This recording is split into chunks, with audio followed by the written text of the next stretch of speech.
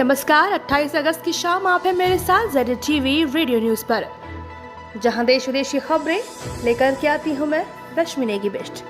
और वक्त है न्यूज हेडलाइंस का। प्रधानमंत्री नरेंद्र मोदी ने कहा, रक्षा क्षेत्र में आत्मनिर्भरता का उद्देश्य वैश्विक अर्थव्यवस्था की मजबूती के लिए भारत को सक्षम बनाना और विश्व में शांति स्थापित करना है। वित्त मंत्री निर्मला सीतारमण ने कहा, राज्य इस वर्ष 2 लाख करोड़ रुपए से भी अधिक क्षतिपूर्ति अंतर की भरपाई रिजर्व बैंक के परामर्श से कर सकेंगे। वाणिज्य और उद्योग मंत्री पीयूष गोयल ने कहा, सहयोग और प्रतिबद्धता भारत और आसियान देशों के बीच कार्यनीतिक भागीदारी का मार्गदर्शन करेगी। सरकार ने क्षेत्रीय संपर्क योजना उड़ान के अंतर्गत 78 नए मार्गों को मंजूरी दी और देश में कोविड-19 से स्वस्थ होने वालों की दर बढ़कर 76.24% हुई। और अब खबरें विस्तार से।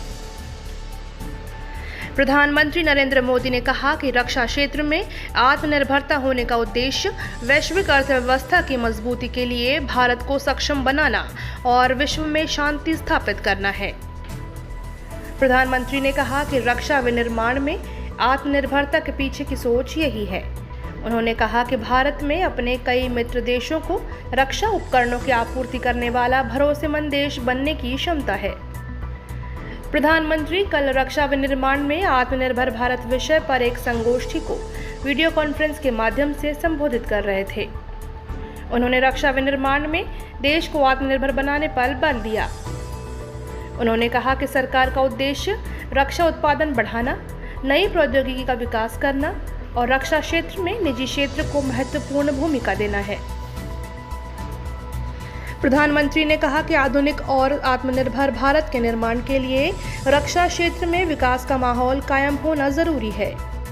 मोदी ने कहा कि रक्षा क्षेत्र में सुधार के लिए लगातार प्रयास किए जा रहे हैं। उन्होंने इस दिशा में उठाए गए कई महत्वपूर्ण कदमों की जानकारी दी, जिनमें लाइसेंस प्रक्रिया को बेहतर बनाना, समान अवसर उपलब्ध कराना और निर्यात प्रक्रिया का सरलीकरण शामिल है। प्रधानमंत्री ने कहा कि चीफ ऑफ डिफेंस स्टाफ की नियुक्ति से सेना के तीनों अंगों के बीच तालमेल बेहतर हुआ है और रक्षा खरीद तेज करने में मदद मिली है। वाणिज्य और उद्योग मंत्री पीयूष गोयल ने कहा कि भारत और आसियान देशों के बीच सहयोग, समन्वय और प्रतिबद्धता कार्यनीतिक साझेदारी का मार्गदर्शन करेंगे। कल आसियान भारत व्यापार परिषद को संबोधित करते हुए उन्होंने कहा कि कोरोना संकट ने भारत को आपदा के समय दुनिया के एक भरोसेमंद देश के रूप में स्वयं को प्रस्तुत करने का अवसर मिला है। गोयल ने आसियान देशों के साथ मैत्री को महत्वपूर्ण बताते हुए कहा कि यह संबंध लगातार प्रगाढ़ हो रहा है। गोयल ने कहा कि आत्मनिर्भर भारत का अर्थ एक ऐसे आत्मविश्वासी भारत से है जो पूरी दुनिया के साथ मजबूती और भरोसे के साथ तथा बराबरी की हैसियत से चलने को तैयार है। उन्होंने कहा कि भारत और आसियान कई कारणों से अपनी व्यापारिक क्षमता का पूरा उपयोग नहीं कर पाए हैं, लेकिन व्यापार के दायरे को बढ़ाने, सभी देशों की चिंताओं का समाधान करने और मतभेदों का समाधान करने का समय आ गया है। गोयल ने कहा कि व्यापार के जरिए भारत आसियान देशों के साथ मैत्रीपूर्ण संबंध कायम करना चाहता है ताकि दोनों पक्षों को सफलता मिले और $300 अरब के व्यापार लक्ष्य को प्राप्त किया जा सके।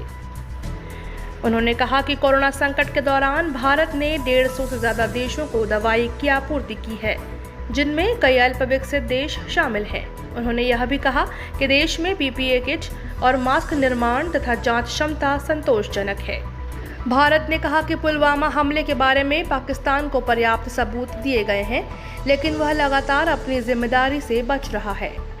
विदेश मंत्रालय के प्रवक्ता अनुराग श्रीवास्तव ने कहा कि पुलवामा हमले की 1.5 वर्ष की जांच के बाद आरोप पत्र दायर किया गया। उन्होंने कहा कि जैश-ए-मोहम्मद ने इस हमले की जिम्मेदारी ली थी और यह संगठन तथा उसके आका पाकिस्तान में है।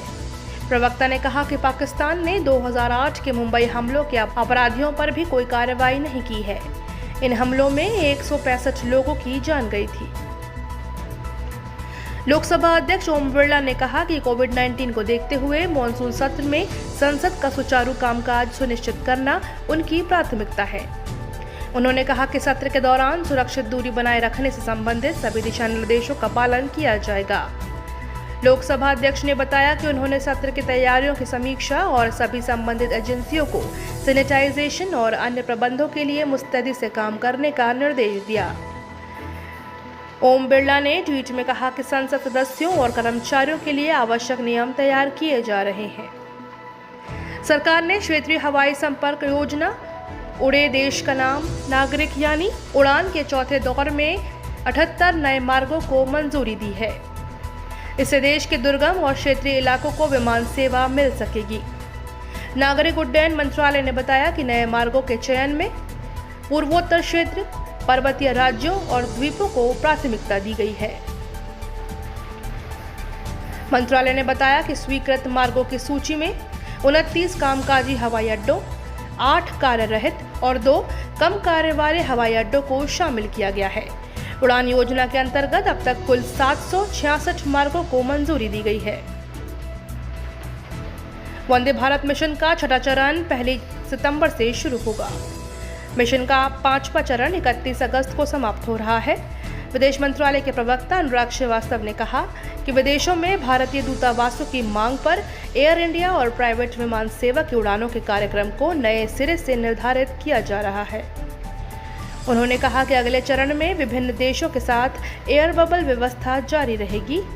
प्रवक्ता ने कहा कि कल तक वंदे भारत मिशन के अंतर्गत विदेशों से फंसे 12 लाख भारतीयों को स्वदेश लाया गया है। देश में कोविड से स्वस्थ होने वालों की दर 76.24% हो गई है। कोविड के मरीजों की तुलना में इस संक्रमण से देश में लगभग 3.5 गुना लोग ठीक हो चुके हैं। अब तक के किए गए एहतियाती उपायों के कारण 25 लाख से अधिक लोग इस संक्रमण से स्वस्थ हो चुके हैं। पिछले 24 घंटों में 56,000 से अधिक मरीज स्वस्थ हुए हैं। तमिलनाडु, बिहार, हरियाणा और गुजरात में ठीक होने वालों की दर 80% से अधिक है। भारत में कोविड जांच लगातार बढ़ रही है।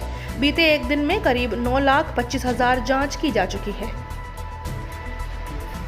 केंद्र सरकार ने राज्यों और केंद्र शासित प्रदेशों को सलाह दी है कि कोविड मृत्यु दर 1% से कम करने के उपाय करें। कैबिनेट सचिव ने कल उन 9 राज्यों और केंद्र शासित प्रदेश जम्मू कश्मीर में कोविड की स्थिति की समीक्षा की, जिससे वहां मरने वालों की संख्या बहुत ज्यादा है। केंद्र ने दिल्ली सरकार के इस आरोप को खारिज कर दिया कि गृह मंत्रालय दिल्ली सरकार के अधिकारियों पर कोरोना जांच न बढ़ाने का दबाव बना रहा है। गृह मंत्रालय ने कहा कि यह आरोप झूठा और निराधार है। मध्य प्रदेश में मुख्यमंत्री शिवराज सिंह चौहान ने स्वास्थ्य विभाग को निर्देश दिए हैं कि घर पर ही पृथकवास के लिए नए दिशा निर्देश जारी किए जाएंगे, जिससे घर पर भी मरीज का अच्छा इलाज और पूरी देखभाल हो सके। तमिलनाडु में कोरोना से संक्रमित लोगों की संख्या 4 लाख से भी अधिक हो चुकी है। राज्य में स्वस्थ होने वालों की संख्या भी लगभग 3,44,000 हो गई है। केंद्र सरकार के प्रमुख कार्यक्रम प्रधानमंत्री जनधन योजना के आज 6 वर्ष पूरे हो रहे हैं। देश के सभी लोगों को बैंकिंग सुविधाओं से जोड़ने के लिए 28 अगस्त 2014 को यह योजना लागू की गई थी। शिक्षा मंत्री रमेश पोखरियाल निशंक ने कहा कि अलीगढ़ मुस्लिम विश्वविद्यालय ने स्वतंत्रता संग्राम में महत्वपूर्ण भूमिका निभाई है और आज भी देशभक्ति की भावना जागृत कर रहा है। उन्होंने कहा कि विश्वविद्यालय की शैक्षणिक उत्कृष्टता एक महत्वपूर्ण राष्ट्रीय परिसंपत्ति है। शिक्षा मंत्री कल अलीगढ़ मुस्लिम विश्वविद्यालय में जवाहरलाल नेहरू मेडिकल कॉलेज परीक्षा केंद्र के वर्चुअल उद्घाटन आयोजन को संबोधित कर रहे थे। भारतीय रेल 2030 तक अपनी 33 अरब यूनिट से अधिक की ऊर्जा आवश्यकताओं को पूरा करने के लिए तैयार है। रेलवे की वार्षिक आवश्यकता अभी लगभग 21 अरब यूनिट है। रेल मंत्री पीयूष गोयल ने कहा कि रेलवे ने 2030 तक उसके खाली पड़ी भूमि का उपयोग करके 20 गीगावाट क्षमता के सौर संयंत्र स्थापित करने की बड़ी योजना बनाई है। उन्होंने कहा कि सौर ऊर्जा के उपयोग से भारतीय रेल कार्बन उत्सर्जन में कमी लाने के मिशन में तेजी लाएगा। रेल मंत्री ने कहा कि रेलवे अपनी आवश्यकताओं को पूरा करने के लिए सौर ऊर्जा का उपयोग करने, परिवहन का एक पूर्ण ग्रीन मोड बनाने के लिए प्रतिबद्ध है। और ये थे अब तक के मुख्य समाचार। हमारे YouTube चैनल से जुड़ने के लिए ZA TV को सब्सक्राइब करें और नए वीडियो सबसे पहले देखने के लिए नीचे दिए गए बेल बटन को प्रेस करना ना भूलें। आज का न्यूज सेगमेंट आपको कैसा लगा हमें कमेंट सेक्शन में जरूर बताएं। साथ ही इसे शेयर भी करें। और अभी दीजिए मुझे इजाजत। कल होंगे रूबरू इसी समय पे आप सभी के साथ। बाकी और खबरों से जुड़ने के लिए लॉग इन करें हमारी वेबसाइट www.zatvnews.com। नमस्कार।